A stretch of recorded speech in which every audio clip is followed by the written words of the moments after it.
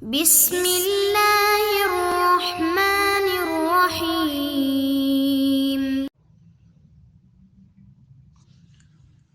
اعوذ باللہ من الشیطان الرجیم، بسم اللہ الرحمن الرحیم، الحمد للہ رب العالمین، والصلاة والسلام علی اشرف الانبیاء والمرسلین وعلی آلہ الطیبین الطاہرین، لا سیما بقیت اللہ العظم، اما بعد فقد قال اللہ الحکیم فی کتابہ الکریم، بسم اللہ الرحمن الرحیم، وما ينطق عن الهوى ان هو الا وحی یوحی۔ معزز سامعین، محترم سامعین، نہج البلاغہ کا دوسرا خطبہ جو آپ کی خدمت میں پیش کیا جا رہا ہے، دوسرے خطبے کے سلسلے میں ہم نے کچھ گفتگو آپ کی خدمت میں پیش کی تھی کہ جس میں ہم نے نہج البلاغہ کے پہلے حصے، اس خطبے کے پہلے حصے کے بارے میں گفتگو کی ہے، حمد پروردگار کے بارے میں، اور جہاں ہماری بات رکی تھی ہم وہیں سے اپنی بات کو دوبارہ شروع کر رہے ہیں۔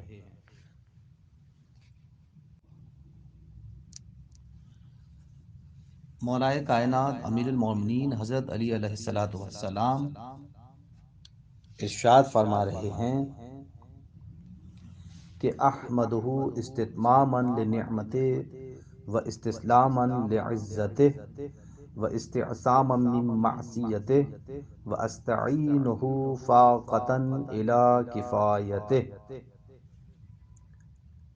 اللہ کی حمد و ثنا کرتا ہوں اس کی نعمتوں کی تکمیل چاہنے، اس کی عزت و جلال کے آگے سر جھکانے اور اس کی معصیت سے حفاظت حاصل کرنے کے لیے، اور اس سے مدد مانگتا ہوں اس کی کفایت و دستگیری کا محتاج ہونے کی وجہ سے۔ تو عزیزان محترم، آپ توجہ فرمائیں،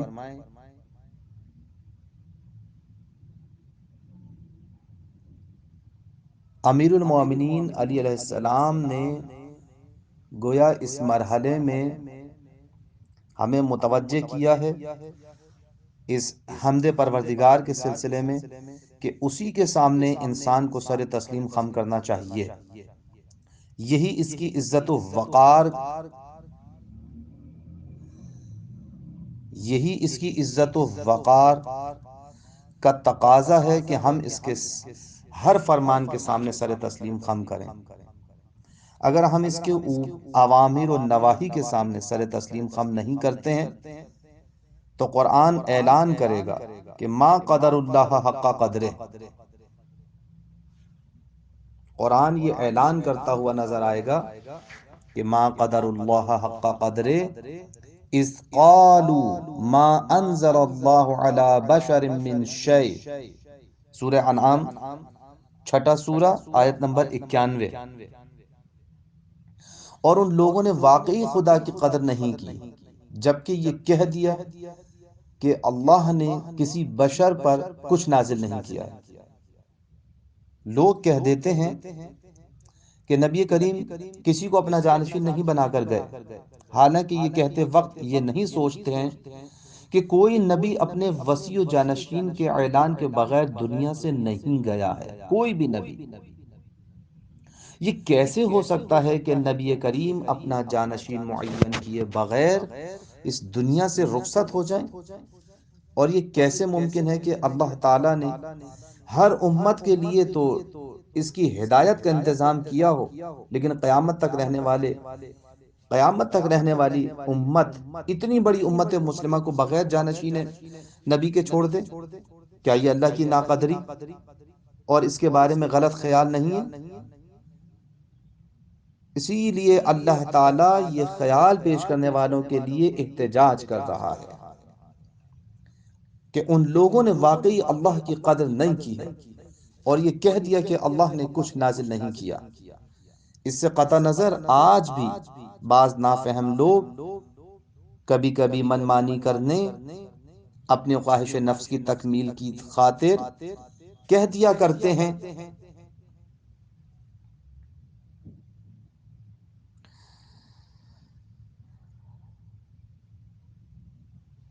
اپنی خواہش نفس کی تکمیل کی خاطر کہہ دیا کرتے ہیں کہ ارے یہ تو سب مولویوں کی بنائی ہوئی باتیں ہیں، حالانکہ ایک فقیہ قرآن و حدیث کے علاوہ کوئی بات بھی نہیں بیان کرتا ہے۔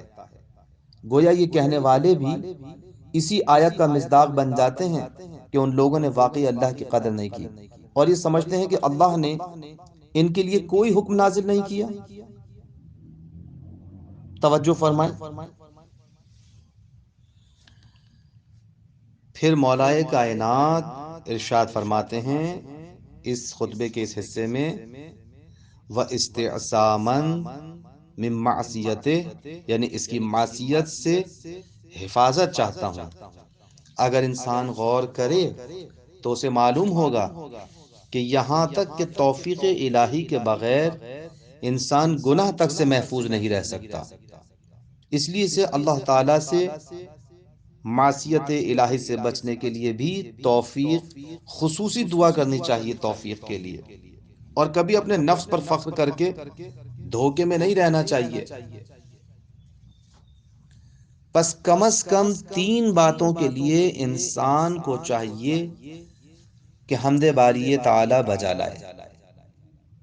اگر اس خطبے پر آپ غور کریں جو مولا کائنات نے اس پہلے حصے میں بیان کیا ہے، تو اس سے یہ بات معلوم ہوتی ہے کہ کم از کم 3 باتوں کے لیے انسان کو چاہیے کہ حمد باری پروردگار بجا لائے۔ نعمتوں کی تکمیل کے لیے، خدا کے سامنے سر تسلیم خم کرنے کے لیے، اور گناہوں سے محفوظ رہنے کے لیے۔ ہم نے جو یہ کہا ہے کہ انسان توفیق الہی کے بغیر معصیت و گناہ سے محفوظ نہیں رہ سکتا، اس کا جائزہ اگر آپ لینا چاہیں تو آپ دیکھیں قرآن کریم سے لے سکتے ہیں اس کا جائزہ۔ حضرت یوسف علیہ السلام کا واقعہ گواہ ہے اس بات پر۔ سورہ یوسف میں ارشاد ہوتا ہے وَلَقَدْ ہَمَّتْ بِهِ وَهَمَّ بِهَا۔ توجہ کیجئے گا اس آیت کریمہ کے اوپر کہ سورہ یوسف قرآن مجید کا 12واں سورہ اور اس کی 24ویں آیت ملاحظہ کریں کہ کہ قرآن کریم نے واضح طور پر یہاں پر یہ جملہ بیان کیا ہے جناب یوسف علیہ السلام سے کے بارے میں، وَلَقَدْ ہَمَّتْ بِهِ وَهَمَّ بِهَا لَوْلَا أَرَّآ بُرْهَانَ رَبِّهِ كَذَلِكَ لِنَصْرِفَ عَنْهُ السُّوءَ وَالْفَحْشَاءَ إِنَّهُ مِنْ عِبَادِنَا الْمُخْلَصِينَ۔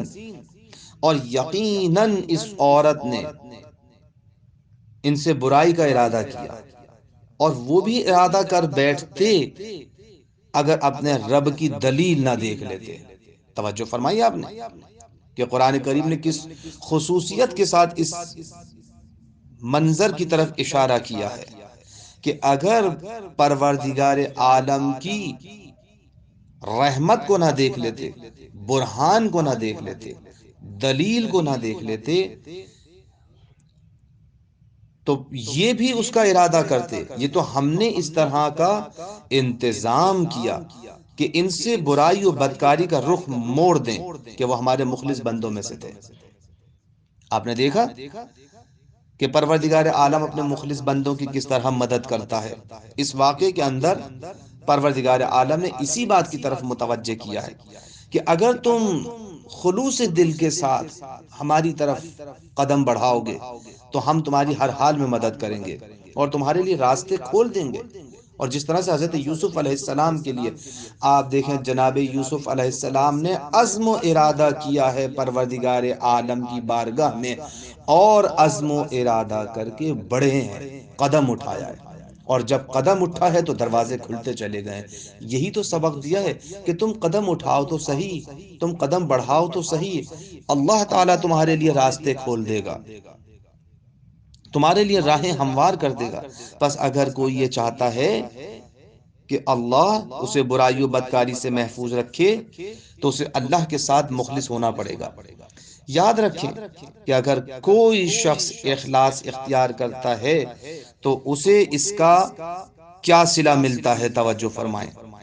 پیغمبر اکرم ارشاد فرماتے ہیں, من اخلص للہ 40 صباحا زہرت ینابع الحکمت من قلبہ علی لسانہ, یعنی جس نے 40 دن اپنے آپ کو اللہ کے لیے خالص کر لیا تو حکمت کے چشمے اس کے دل سے اس کی زبان پر جاری ہونے لگیں گے.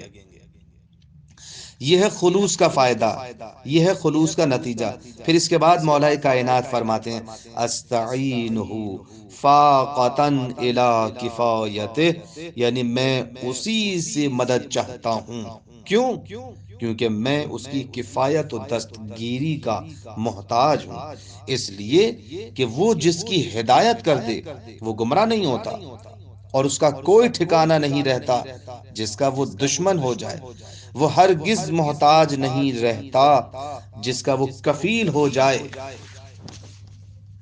قرآن کریم بھی ہمیں اس بات کی طرف متوجہ کر رہا ہے اور فرماتا ہے, وَأَنْتُمُ الْفُقَرَاءُ إِلَى اللَّهِ وَاللَّهُ هُوَ الْغَنِيُّ الْحَمِيدُ, یعنی اے انسانوں تم سب کے سب اللہ کی بارگاہ کے فقیر ہو اور اللہ صاحب دولت اور قابل حمد و ثنا ہے. یہ پروردگار عالم کا اعلان ہے. اس آیت کے ذیل میں آپ دیکھیں گے, توجہ فرمائیں, علامہ ذیشان حیدر جوادی علی اللہ مقامہ نے ایک عمدہ نقطہ بیان کیا ہے کہ اس میں کوئی شک نہیں کہ انسان فقیر ہی نہیں سراپا فقر ہے. فقیر صاحب زبان ہوتا ہے اور مانگتا ہے, اور انسان کی زبان بھی پروردگار کی خیرات ہے, لہٰذا وہ سراپا فقر ہے, اور یہ فقر باعث فخر ہے. اگر اس کا احساس رہ جائے اور شیطانی غرور نہ پیدا ہونے پائے, یہ شرط ہے. تو پروردگار عالم کی بارگاہ کے ہم سب کے سب فقیر ہیں, اور یہی دعا کرنا چاہیے کہ پروردگار بس ہم تیرے ہی فقیر رہیں, تیرے ہی محتاج رہیں. ذرا غور کریں کہ آخر مولا کائنات نے یہاں مطالب بیان کرنے سے, توجہ کیجئے گا, یہ بہترین نقطے بیان کیے ہیں کہ اس بات کی طرف متوجہ کیا ہے کہ ہم سب بارگاہ خداوند عالم کے فقیر و محتاج ہیں. تو عزیزان محترم اب توجہ فرمائیے, اب خطبے کا دوسرا حصہ میں شروع کر رہا ہوں. حمد پروردگار یہ پہلا حصہ تھا. اب گواہی توحید پروردگار, حمد پروردگار کا سلسلہ ختم ہوا. اس کے بعد مولا کائنات نے حمد پروردگار کرنے کے بعد گواہی توحید پروردگار کا سلسلہ شروع کیا ہے. اگر آپ اس پر توجہ کریں گے تو یقیناً محظوظ ہوں گے. توجہ فرمائیں, مولا کائنات نے خطبے کے اس دوسرے حصے میں امیر المؤمنین حضرت علی علیہ السلام توحید پروردگار کی گواہی دیتے ہوئے فرما رہے ہیں, اشہد ان لا الہ الا اللہ وحدہ لا شریک لہ, یعنی میں گواہی دیتا ہوں کہ اللہ کے علاوہ کوئی معبود نہیں ہے, وہ یکتا ہے, اس کا کوئی شریک نہیں ہے. ذرا غور کریں کہ آخر مولا یہاں مطالب بیان کرنے سے قبل, جو مولا کو مطالب بیان کرنے ہیں, ان مطالب کو بیان کرنے سے پہلے مولا کائنات نے یہاں پر توحید کی گواہی کیوں دی ہے؟ مولا یہاں پر توحید کی گواہی کیوں دے رہے ہیں؟ کیا وجہ ہے؟ حقیقت یہ ہے, اگر آپ توجہ فرمائیں, حقیقت یہ ہے کہ مولا کائنات مختلف مطالب و معارف بیان کرنے سے پہلے توحید پروردگار کو بیان کر رہے ہیں. اس لیے بیان کر رہے ہیں کہ پہلے توحید پروردگار بیان کر کے ہمارے ذہنوں کو متوجہ کر رہے ہیں کہ یاد رکھو, دین کی اصل و اساس, اسلام کی خصوصیت ایمان کیا کا امتیاز، تبلیغ کا آغاز، پیغمبر گرامی قدر کا شعار اور لوگوں کا سرمایہ نجات یہی کلمہ لا الہ الا اللہ ہے۔ اسے اپنا سہارا بنانے والا کسی سے نہیں ڈرتا، اسی پر توکل کرنے والا بے آسرا نہیں رہتا۔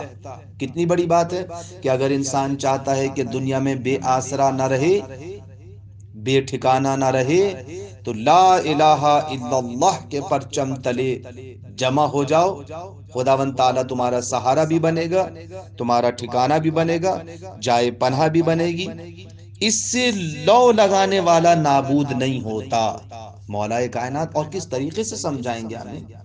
مولا کائنات نے بہت خوبصورت انداز میں ہمارے ذہنوں کو متوجہ کیا ہے کہ اے لوگو، تم چاہتے ہو ٹھکانہ چاہتے ہو، تم نابودی سے بچنا چاہتے ہو، تو یاد رکھو پرچم توحید کے سائے تلے جمع ہو جاؤ، پروردگار عالم کی اس توحید کے پرچم تلے جمع ہو جاؤ، تو تم نابودی سے بچو گے، بے اعتمادی سے بچو گے، بے سہارگی سے بچو گے۔ حدیث میں موجود ہے، توجہ فرمائیے گا، حدیث میں موجود ہے کہ پیغمبر گرامی قدر نے اپنی تبلیغ کے آغاز میں اسی کلمے کا اعلان کیا تھا، اور ایک اعلان عام فرمایا تھا۔ کیا تھا وہ اعلان؟ لا الہ الا اللہ کہو، نجات پاؤ گے۔ دیکھیں ایک مختصر سا کلمہ، ایک کتنے الفاظ ہیں اس میں؟ لا الہ الا اللہ، 4 لفظوں پر مشتمل یہ کلمہ انسان کی زندگی کی نجات کی ضمانت دے رہے ہیں مولا، کہ تم یہ 4 کلمے ادا تو کرو۔ مولا پیغمبر اکرم صلی اللہ علیہ وآلہ وسلم نے اپنی تبلیغ کے آغاز میں اسی جملے کا اعلان کیا ہے کہ اگر تم نجات چاہتے ہو، اگر تم سربلندی چاہتے ہو، تو قولوا لا الہ الا اللہ تفلحوا۔ توجہ فرمائیں کہ اگر نجات چاہتے ہو، فلاح چاہتے ہو، تو لا الہ الا اللہ کہو۔ عزیزان قدر، میں آپ سے ایک سوال کر دوں یہاں پر۔ سوال یہ ہے کہ کیا واقعاً انسان صرف ایک لا الہ الا اللہ کہنے سے نجات حاصل کر سکتا ہے؟ کبھی سوچا آپ نے کہ پیغمبر اسلام نے کتنا سادہ سا کلمہ دیا ہے؟ لا الہ الا اللہ، کل 4 لفظ ہیں اس میں، اور یہ 4 لفظ انسان ادا کرے گا، نجات پا جائے گا۔ زندگی آخرت کی اس کی ہمیشہ ابدی زندگی جو ہے گلشن کا گہوارہ بن جائے گی، گلشن میں تبدیل ہوگی، جنت میں تبدیل ہوگی، راحت میں تبدیل ہوگی۔ انسان کے لیے تسکین ہے، انسان کے لیے آسائش ہے۔ شرط کیا ہے؟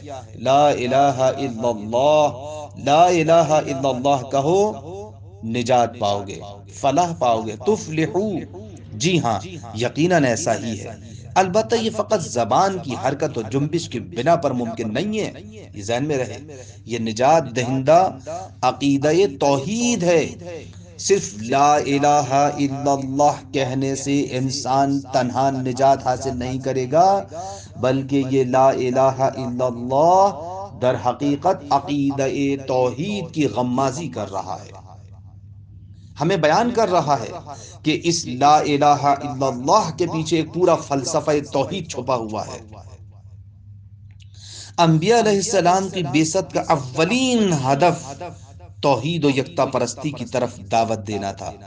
پیغمبر اسلام نے بھی مکہ والوں کے سامنے بت پرستی کو ترک کرنے اور توحید کا پرستار بننے کی دعوت دی تھی۔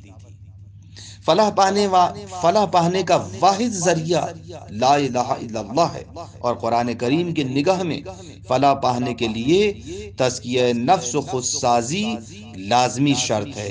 انسان تزکیہ نفس کرے، انسان خودسازی کرے تو لا الہ الا اللہ اثر انداز ہے۔ اور یاد رکھیں کہ جس کا عقیدہ لا الہ الا اللہ پر ہو جائے، کہ مولا ہمیں اسی وجہ سے اس بات کی طرف متوجہ کر رہے ہیں کہ دیکھو مجھ جیسا علی اس بات کی گواہی دے رہا ہے کھلے عام کہ آؤ میرے چاہنے والو، اشہد ان لا الہ الا اللہ کی گواہی دو۔ پیغمبر نے بھی یہی کہا، انبیاء بھی یہی کہہ کے گئے ہیں، اور جس کا عقیدہ لا الہ الا اللہ پر ہو جائے گا وہی شخص اپنا تزکیہ کرے گا، وہی شخص خود سازی کرے گا۔ خداوند عالم سورہ شمس میں متعدد قسمیں کھانے کے بعد اعلان کر رہا ہے، خداوند عالم متعدد قسمیں کھانے کے بعد اعلان کر رہا ہے، قد افلح من زکاہا، یعنی بے شک وہ کامیاب ہو گیا جس نے نفس کو پاکیزہ بنا لیا،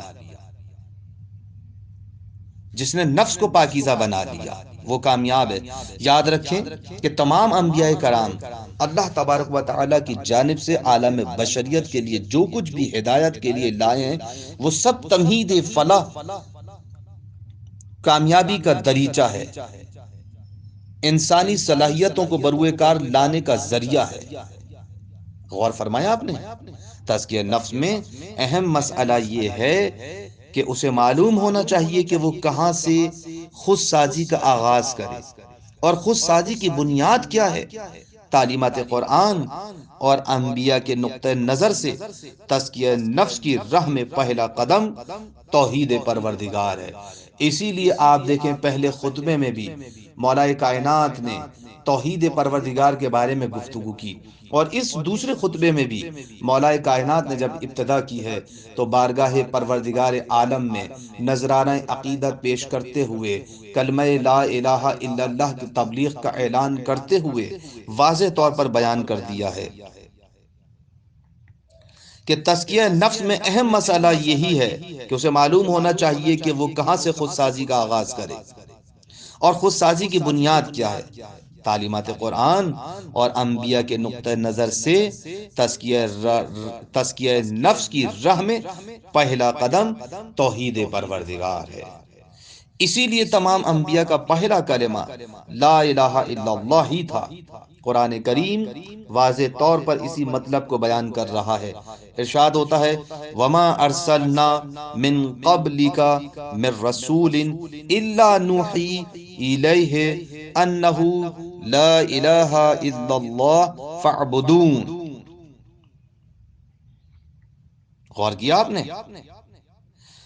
لا الہ الا انا فاعبدون، سورہ انبیاء قرآن مجید کا 21واں سورہ اور اس کی 25ویں آیت ہے یہ، یعنی اور ہم نے آپ سے پہلے کوئی رسول نہیں بھیجا مگر یہ کہ اس کی طرف یہی وحی کرتے رہے کہ میرے علاوہ کوئی خدا نہیں ہے، لہذا سب لوگ میری ہی عبادت کرو۔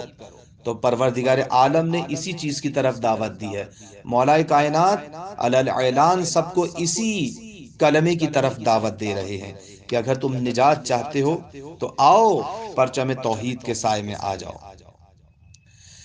اگر آپ توجہ فرمائیں تو آپ کو محسوس ہوگا کہ امیر المؤمنین نے توحید پروردگار کی گواہی دینے کی 4 اہم وجوہات بھی بیان فرمائی ہیں۔ یہ جو کہا ہے نا کہ اشہد ان لا الہ الا اللہ وحدہ لا شریک لہ، اب اس سے آگے اگر آپ پڑھیں تو آپ کو محسوس ہوگا کہ 4 وجوہات بیان کی ہیں۔ آپ نے اس کے بعد فرمایا زندگی بھر ہم اسی گواہی سے وابستہ رہیں گے اور اسی کو پیش آنے والے خطرات کے لیے، چاہے وہ دنیاوی خطرات ہوں، چاہے وہ دنیاوی خطرات ہوں، چاہے وہ اخروی خطرات ہوں، یا روز قیامت کے ہولناک مراحل ہوں، ان سب کے لیے اسی گواہی کو ہم اپنے لیے ذخیرہ بنا کر رکھیں گے، کیونکہ عظیمت الایمان، توجہ کیجئے گا وہ 4 فائدے کیا ہیں، وہ چار وجوہات کیا ہیں، وہ 4 وجوہات کیا ہیں؟ عظیمت الایمان و فاتحۃ الاحسان و مرضات الرحمن و مدحرۃ الشیطان، یعنی یہی گواہی ایمان کی مستحکم بنیاد ہے اور نیکیوں اور حسن عمل کا آغاز و پہلا قدم ہے۔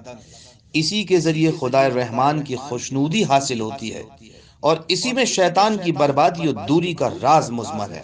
اب آپ کو اندازہ ہوا کہ وہ 4 وجوہات کیا ہیں کہ جس کی وجہ سے کلمہ توحید کا اقرار کرنا ضروری ہے، عقیدہ توحید کا اقرار ضروری ہے، پس پہلی خصوصیت یہ ہے کہ عظیمت الایمان، ایمان کی بنیاد ہے، فاتحۃ الاحسان، نیکیوں اور حسن عمل کا آغاز ہے، مرضات الرحمن، پروردگار عالم کی خوشنودی حاصل کرنے کا راز اسی میں مضمر ہے، ومدحرۃ الشیطان، اور شیطان کی بربادی و دوری کا راز اسی میں مضمر ہے، کہ اگر انسان کا عقیدہ پروردگار عالم کی ذات پر ہو تو خداوند عالم کی رحمت شامل حال ہوگی اور شیطان سے دوری کا سبب بنے گی۔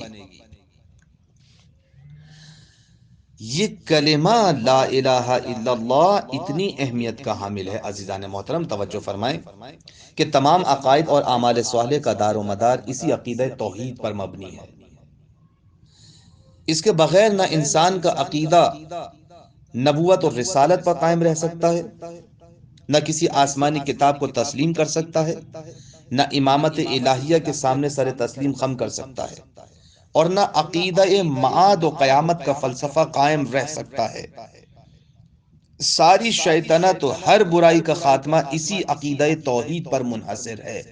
بس آپ کو اندازہ ہوا کہ تمام عقائد کا دار و مدار، چاہے وہ نبوت ہو، چاہے وہ امامت ہو، چاہے وہ عقیدہ قیامت و معاد ہو، اسی پر اگر توحید پر یقین نہیں ہے، پروردگار عالم کی ذات پہ یقین نہیں ہے، تو نبوت پہ ایمان نہیں لا سکتا۔ اگر توحید پہ یقین نہ رہے تو امامت پہ ایمان نہیں لا سکتا۔ اگر توحید پہ یقین نہ رہے تو انسان قیامت کے عقیدے کو تسلیم نہیں کر سکتا۔ بس اگر قیامت کا عقیدہ باقی رہے گا تو توحید پروردگار کی بنا پر نبوت کو تسلیم کرے گا تو توحید پروردگار کی بنیاد پر۔ اسی طرح اگر امامت کو تسلیم کرے گا تو عقیدہ توحید کی بنیاد پر۔ پس یہ عقیدہ توحید اتنا اہم عقیدہ ہے کہ، اور اسی طرح جس طرح سے عقائد کی دنیا میں عقیدہ توحید کار فرما ہے، اعمال صالح کی بنیاد بھی یہی عقیدہ توحید ہے۔ اس لیے کہ جب تک انسان کا عقیدہ توحید مضبوط نہ ہوگا تو کوئی نیکی انجام دینے کے لیے تیار نہیں ہوگا۔ اگر انسان کو یقین ہو جائے کہ جو لا الہ الا اللہ ہے وہ وحدہ لا شریک ہمیں دیکھ رہا ہے، تو بتائیے کسی میں کوئی برائی یا غلط کام کرنے کی ہمت رہے گی؟ اگر کیمرے کی آنکھ دیکھ رہی ہو تو آپ میں سگنل توڑنے کا حوصلہ پیدا نہیں ہوتا۔ بچہ دیکھ رہا ہو تو نازیبہ حرکت کرنے کی جرت پیدا نہیں ہوتی۔ اس کا مطلب کیا ہے؟ اس کا مطلب یہ ہے کہ اگر ہم گناہ کر رہے ہیں، حرام لے رہے ہیں، اعمال کے چوراہے، توجہ کیجئے گا، اعمال کے چوراہے پر لگے ہوئے امر بالمعروف اور نہی عن المنکر کے سگنل مسلسل توڑے جا رہے ہیں، تو اس کا مطلب یہ ہے کہ ہمارا عقیدہ توحید پختہ نہیں ہے عزیزو۔ اگر ہمیں لا الہ الا اللہ وحدہ لا شریک لہ پر یقین ہوتا تو آج جو ہماری حالت ہے وہ نہ رہتی، جس راستے پر ہم چل رہے ہیں اس راستے پر نہ ہوتے۔ ذرا توجہ فرمائیں، ایک زندہ مثال میں آپ کے سامنے پیش کرنا چاہ رہا ہوں۔ اگر یہ زندہ مثال میں آپ کے سامنے پہنچانے میں کامیاب ہو گیا تو آج کی کم از کم یہ محنت سوارت ہو جائے گی۔ توجہ کیجئے گا اور غور سے سنیے گا اس مثال کو۔ آپ دیکھیں، آپ کے سامنے کی مثال موجود ہے، ایک زندہ مثال آپ کے سامنے موجود ہے۔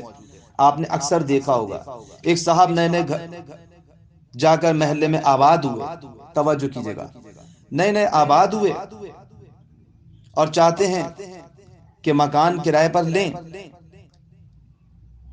توجہ کیجئے گا، محلے میں آباد ہوئے، ایک مکان میں رہتے ہیں، وہاں سے نکلتے ہیں اور ایک رستہ ہے اسی پر آتے جاتے ہیں روزانہ، دن میں، رات میں، دوپہر میں، بے خوف و خطر اسی رستے سے گزرتے جاتے ہیں اور اسی مکان میں رہتے ہیں۔ توجہ کیجئے گا، ایک ایک جملے کے اوپر بہت خوبصورت مثال میں آپ کے سامنے پیش کرنے جا رہا ہوں۔ اگر آپ نے اس مثال پر غور کیا تو خدا کی قسم انسان اپنی اصلاح کرنے کے لیے یہ مثال بہت کار فرما ثابت ہوگی۔ توجہ کیجئے گا، ایک دن دو چار آدمی بیٹھے ہوئے تھے، ایک نے بطور مزاح کہہ دیا، آپ اس مکان میں کیوں آتے جاتے ہیں؟ کہنے لگے کیا مطلب؟ کہ آپ کو نہیں معلوم ہم نے یہ مکان کرائے پر لیا؟ وہ کہنے لگے ارے آپ پھنس گئے، آپ تو پھنس گئے یہ مکان کرائے پر لے کر۔ کیا مطلب؟ کہا جی ہاں آپ پھنس گئے۔ اب وہ سوچنے لگا کہ ہم نے مکان کرائے پر لیا ہے، رہنے کی ضرورت تھی، مشکل میں گرفتار تھے، پیسہ دیا ہے، یہ پھنس گئے، کیا مطلب؟ وہ کہنے لگے آپ کو نہیں معلوم، بھلا اس زمانے میں کہیں کسی کو کوئی مکان خالی ملتا ہے؟ یہ کہنے لگے یہ تو میں بھی سوچ رہا تھا، لیکن یہ تو میرا مقدر ہے جو مل گیا۔ توجہ کیجیے گا، جی نہیں، یہ تو 3 سال سے جناب خالی پڑا ہوا ہے۔ کیا 3 سال سے خالی پڑا ہوا ہے؟ ہم سے لوگوں نے بتایا تھا کہ مکان خالی ہے، سستا ہے، لے لیجئے۔ ایسا مکان 10,000 روپے کرائے پر ملتا ہے، ہم 5,000 میں دے رہے ہیں۔ وہ کہنے لگے آپ دھوکہ کھا گئے، یہ 3 سال سے خالی پڑا ہوا تھا مکان، اس میں کوئی نہیں رہتا، ورنہ کوئی اس زمانے میں بھلا 5,000 روپے میں کوئی مکان دیتا ہے؟ کب پرانا ہے اس لیے دے دیا؟ کہ نہیں پرانا نہیں، آپ سمجھے نہیں، بلکہ اس میں ایک کمرے میں اس میں جنات رہتے ہیں۔ توجہ کیجیے گا عزیزان محترم،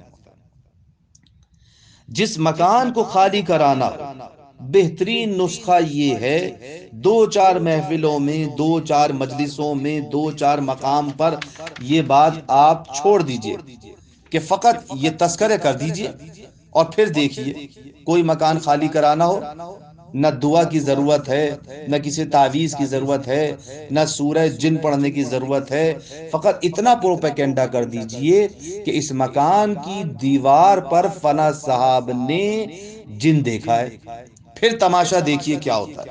اب نتیجہ کیا ہوا؟ وہی مکان جس میں مہینہ بھر سے ہم رہ رہے تھے، وہ رہ رہے تھے، خالی ہونے کے بعد آگے دیکھ رہے ہیں۔ اب جیسے داخل ہوئے آگے دیکھ رہے ہیں، پیچھے دیکھ رہے ہیں، دائیں دیکھ رہے ہیں، بائیں دیکھ رہے ہیں، اس کمرے میں دیکھا، اس کمرے میں دیکھا، پہلے اندھیرے میں چلے جاتے تھے، اب پہلے لائٹ جلاتے ہیں، اندازہ کر کے آہٹ دیکھتے ہیں، محسوس کرتے ہیں، مکان تو جیسا ہے وہ ہے ہی، اس میں تو جنات رہتے ہیں۔ اور جس رستے سے آپ آتے جاتے تھے، توجہ کیجئے گا اس مثال پر، آتے جاتے تھے برابر کی دیوار کے پیچھے، توجہ کیجئے گا، جس رستے سے آپ آتے جاتے ہیں برابر کی دیوار کے پیچھے آپ جانتے ہیں کہ کیا ہے؟ وہ صاحب کہنے لگے، کہا نہیں معلوم۔ کہا یہ قبرستان ہے، یہ آپ کی ہمت ہے جو رات کو 12 بجے چلے آتے ہیں، ورنہ ایک صاحب جا رہے تھے، کیا دیکھا کہ دیوار کے اوپر ایک مردہ بیٹھا ہوا ہے۔ اس نے یہ نہیں کہا کہ آپ اس رستے سے جائیے یا نہ جائیے، اس نے فقط اتنی خبر سنائی ہے، توجہ کیجئے گا، کہ ایک صاحب جا رہے تھے، انہوں نے ایک مردے کو مئے کفن کے دیوار پر بیٹھا ہوا دیکھا تھا۔ انشاءاللہ راستہ تو آپ خود ہی بدل دیں گے، ایسا نہیں ہے۔ آپ میری مثال پر غور کریں، یعنی جیسے ہی جن کا وہم پیدا ہوا، مکان چھوڑنے کی فکر پیدا ہو گئی، اور جیسے ہی دیوار پر مردے کا خیال پیدا ہوا، راستہ بدلنے کی فکر پیدا ہو گئی۔ تو معلوم یہ ہوا کہ یہ انسانی مزاج ہے کہ جہاں خطرے کا احساس پیدا ہو جائے، جہاں خوف پیدا ہو جائے، وہ جگہ بھی چھوڑتا ہے، وہ راستہ بھی چھوڑتا ہے۔ اب لاکھ سمجھائیے کہ کچھ نہیں ہے، لیکن نہیں، اب اس مکان میں نہیں رہ سکتے، کیوں؟ اس لیے کہ جن کا خیال آیا ہے، جن کا خیال آیا ہے اور خوف پیدا ہوا ہے، خوف پیدا ہوا تو جگہ چھوڑنے کا ارادہ پیدا ہوا۔ توجہ کیجئے گا کہ خوف پیدا ہوا تو جگہ چھوڑنے کا ارادہ پیدا ہوا، مردے کا خیال آیا، خوف پیدا ہوا، خوف پیدا ہوا تو راستہ چھوڑنے کا ارادہ پیدا ہو گیا۔ عزیزان محترم، یہاں رک کر میں آپ سے ایک جملہ کہنا چاہوں گا، وہ مردہ جو اتنا بے بس ہو گیا تھا کہ ڈھیروں من مٹی کے ڈھیر کے نیچے دبا کر چلے آئے اور فریاد نہ کر سکا، ورنہ جب تک زندہ تھا کسی کی مجال تھی کہ ایک مٹھی خاک اس کے اوپر طرف پھینک دیتا؟ اگر آپ یہ کام کر دیتے تو آپ کی خیریت نہ ہوتی۔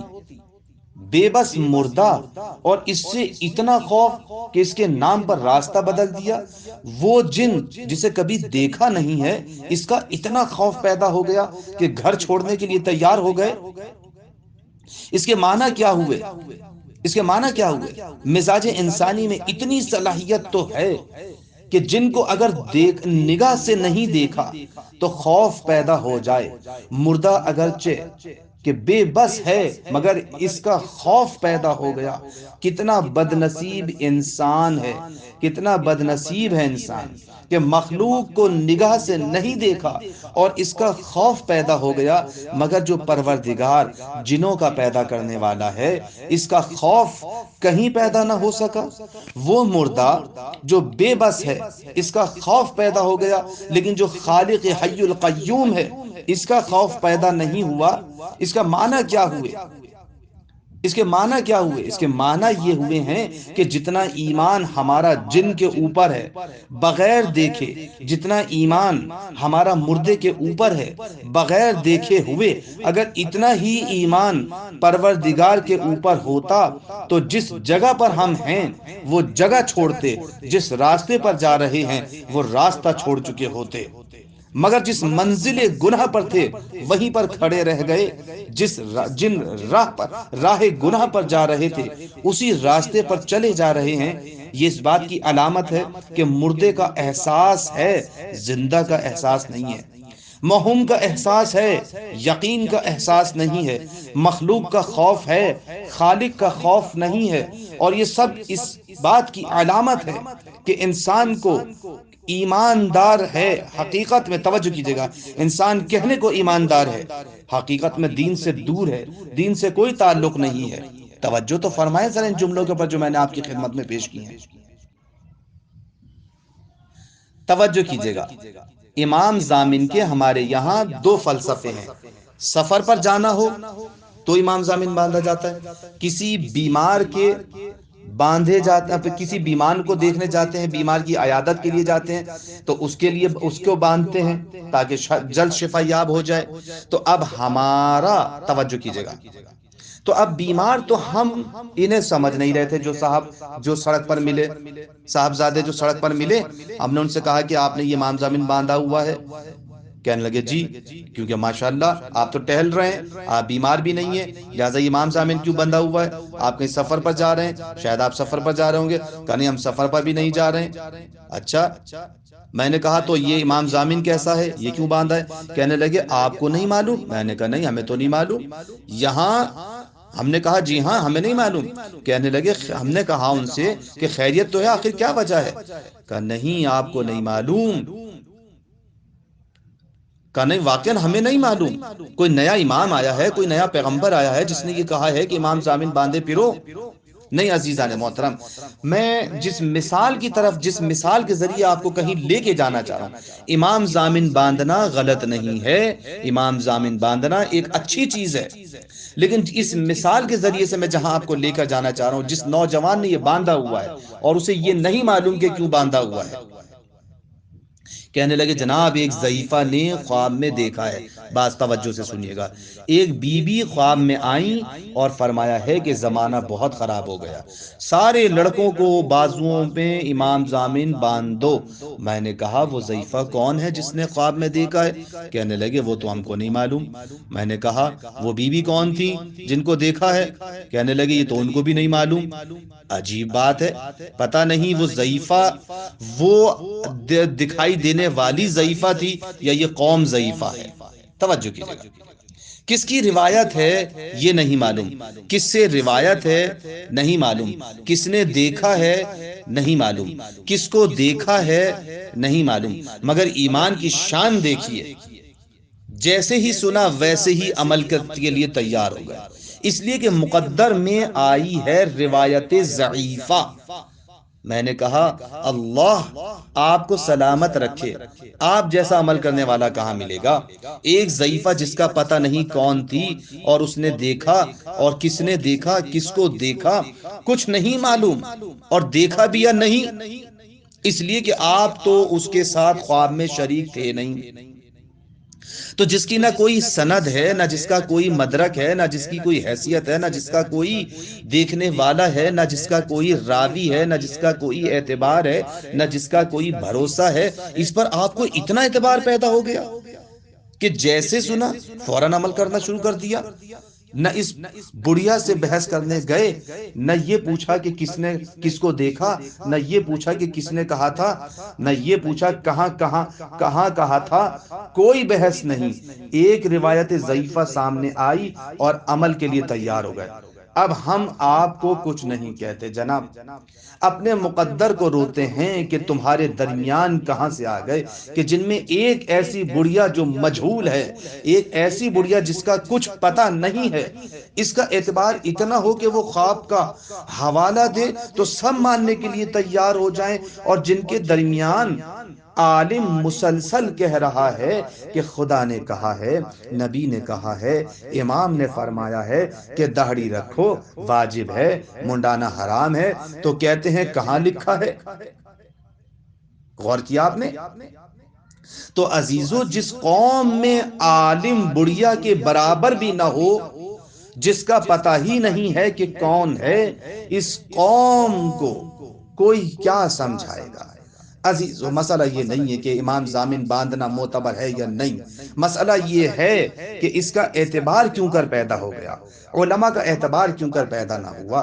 حالانکہ یقین کریں اگر ہم کہتے کہ امام ضامن باندھو تو یہ نہ باندھتے، اس لیے کہ یہ سوئے ہوئے ہیں، اگر جاگے ہوئے ہوتے تو ہم پر اعتبار کرتے، کیونکہ سوئے ہوئے ہیں لہذا خواب پر اعتبار کرتے ہیں۔ ہم دین سمجھائیں گے تو 2 گھنٹے بحث کریں گے، قرآن حدیث کہاں لکھا ہے، کس نے لکھا ہے، کس کا فتویٰ ہے، فتویٰ بھی صحیح ہے کہ نہیں ہے، یہ عالم بننے کے لائق بھی ہیں یا نہیں، یہ تقلید کرنے کے قابل ہیں بھی یا نہیں، اور وہ ضعیفہ سب کے لائق، سب کے قابل، تقلید کے قابل، اجتہاد کے قابل، سب چیزوں کے قابل۔ توجہ کیا آپ نے؟ اچھا، امام ضامن مذہب میں ایک معقول شے ہے، لیکن اس سے بھی بڑھیا ایک صاحب نے ایک لفافہ لا کر دیا۔ توجہ فرمائیے گا، آخری جملہ۔ ہم سمجھے شاید کوئی دعوت نامہ ہوگا، چلو جا کر بیٹھ جائیں گے، ثواب ہی ملے گا۔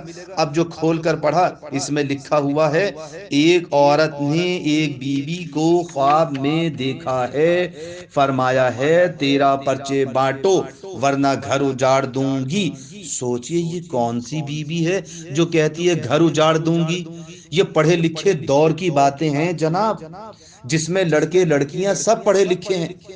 بتائیے، ہے معصومین میں کوئی ایسا جو قوموں کا گھر اجاڑنے والا آیا ہو؟ کوئی معصوم ایسا آج تک آیا دنیا میں؟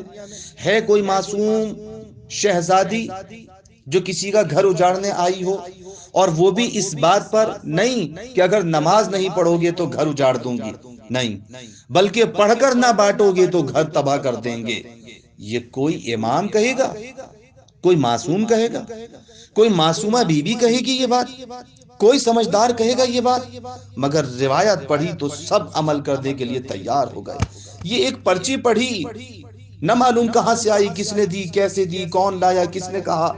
کہنے لگے کچھ بھی ہو جائے گھر اجڑنا خطرناک ہے، پڑھ کر بانٹنے میں ہی کیا حرج ہے۔ ہم نے کہا نماز پڑھنے میں ہی پھر کیا حرج ہے؟ یعنی جو احکام شریعت ہیں ان کے بارے میں گھنٹوں بحث کریں گے، اور جو مزاج شریعت کے خلاف ہے، جس میں توہین ہو شہزادیوں کی، جس میں توہین ہو امام کی، ارے وہ معصوم جنہوں نے دشمنوں کے گھر نہ اجاڑے، وہ دوستوں کے گھر برباد کریں گے بھلا؟